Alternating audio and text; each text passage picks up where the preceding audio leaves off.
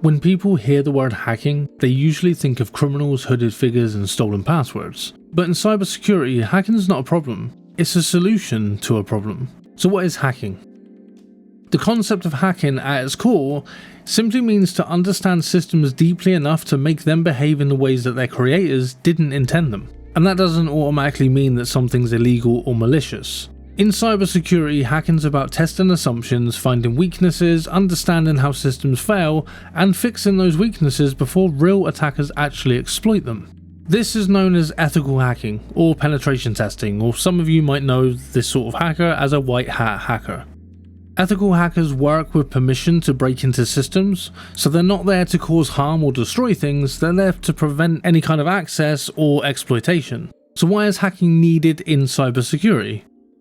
Well, cybersecurity is a constant arms race. Attackers only need one weakness. Defenders have to secure everything. The problem is, you can't defend against something that you don't understand, and that's why hacking is essential. But actively trying to break into systems, discovering misconfigurations, we're exposing outdated software, finding weak authentications, or even uncovering logical flaws that automated tools miss. Every major data breach that you hear about comes down to something simple, like exposed services, weak passwords, unpatched vulnerabilities, or systems that nobody actually tested. Ethical hacking exists to find these problems first, before the attackers do. When it comes to pen testing, one of the most important things to understand is that penetration testing isn't about tools, it's about thinking. A pen tester asks questions like what services are exposed, what information is leaking, what trust assumptions does this system actually make, and what happens if I interact with this in an unexpected way. Tools can help to automate part of processes when it comes to hacking into things, but the mindset is actually what finds vulnerabilities. You need to have a deep understanding of these things in order to figure out ways that you can get around them. Computers aren't logical in the way humans are, so they don't really think, they just operate in ways that they were programmed to do so. So as a hacker, your job is to essentially figure out how they're not intending to work, or how the programming might fail, and exploit that to get into the target. Some of the core tools that are used in pen testing and investigations include certain tools like Nmap, which is a network mapping tool that is used to discover open ports, services, and versions. This allows you to figure out ways that you can exploit a system in order to get into it, or generally just give you the basic information of where you should start trying to get into a system in the first place. If you do an Nmap scan and you come back with an HTTP port on port 80, for example, well, that tells you that the only way you're really getting into that system is by starting off by going onto a website. Then you have to figure out how to get into that website. You can also ping or trace route. These are tools that are used to essentially find out how information's passed back and forth between you and a network. By pinging a network, you're essentially finding out if the network will respond to you even as just a normal user. Some systems are set up that host systems must be connected to the business in some way on a network, or through a VPN, for example. Therefore, you as a random person pinging that network, you're not going to get a response. But this tells someone that's pen testing exactly how they have to figure out how to get into that system by first finding out what the host system is that connects to it. And then you have tools like Whois and DNS tools that are used to gather domain and infrastructure information to find out how you can best breach a system. These aren't tools that are used to break into systems though, these are tools that just give you the what am I looking at sort of thing, that tells you the information you need to know to figure out how you can actually start penetration testing in the first place. One really important thing that you need to be able to do as a pen tester is have the energy to actually get through a system and figure out the best ways into it. This means staying alert and awake at all times, and this is why I use Wraith Energy. Wraith Energy is zero sugar, very low calories, and it doesn't give you a caffeine crash when you drink it. And if you don't need the caffeine and you just need to stay hydrated, there is hydration versions as well. So use the code GreenLycan and get yourself 10% off of your basket when you purchase from Wraith Energy at any point in the future, and check the description down below for a link to the website. After that, we have web application testing tools. Most modern systems are web-based, so web testing is a huge part of pen testing. You have tools like Burp Suite, which intercepts and analyzes web traffic. You have to set it up in your browser to essentially go through a proxy, which is Burp Suite itself. Burp Suite will then essentially scan any incoming and outgoing connections or queries that you send through your browser. So essentially, when you connect to a website, it will start to analyze what information is being sent and what information is being received. You can then use this information to figure out how to get into a system, or sometimes even exploit the system itself. Then there are browser developer tools. Browser developer tools are built into every browser that you use. Most of them use Control, Shift and C to display them, and this allows you to inspect what's happening on the website, as well as go to the network tab and see what information is being sent and received from your browser. And this is the information that Burp Suite will display, but also allows you to do a little bit more.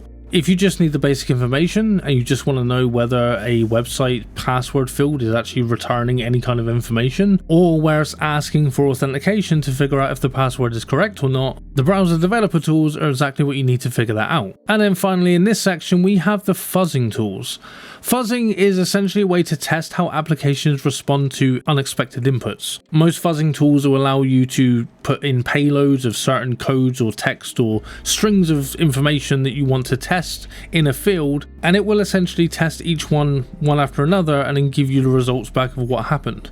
All you're looking for in this situation is to see if there's anything abnormal with certain requests that you put through. Generally, if you look at every single request and they come back with the same information, then you've not really found anything out and you can't really do a lot. But what you're looking for when you're fuzzing is you're looking for small little pieces of information that are different from every other request. This will give you an idea of whether there's a way to breach that system or not. Then we move on to the weaknesses that are already known, but they need to be detected.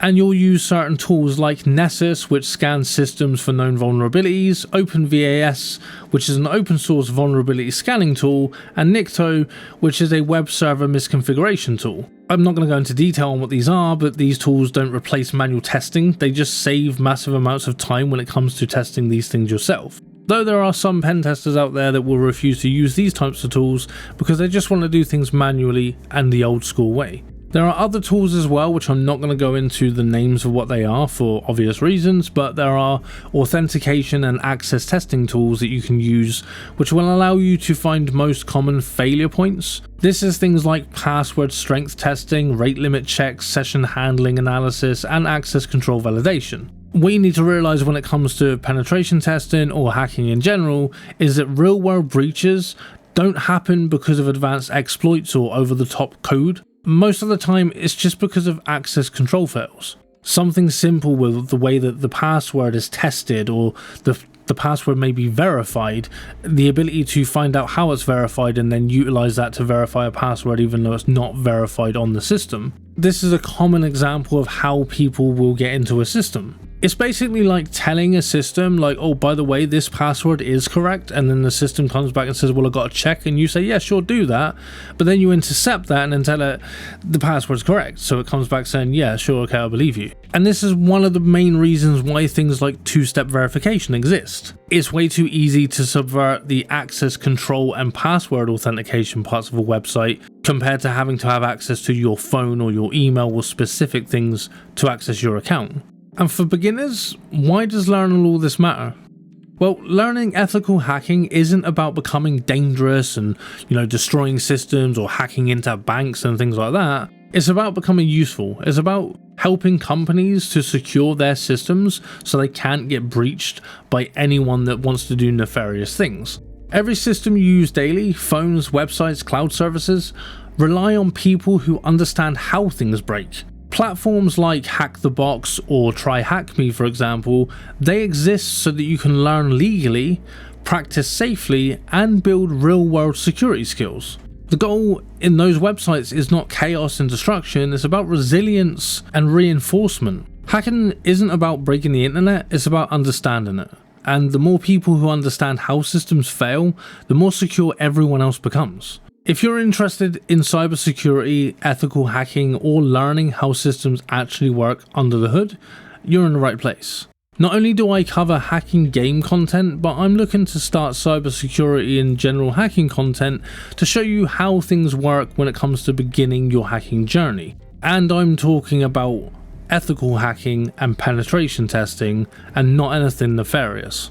If you do like hacking games, then check out this list up here of the top 5 most realistic hacking games that are very close to real life. If you do like the idea of hacking, these could be the sort of games that you want to start getting into in order to understand how it feels to actually do it. But you do need to realise that real penetration testing is much slower and a little bit more boring than actual games.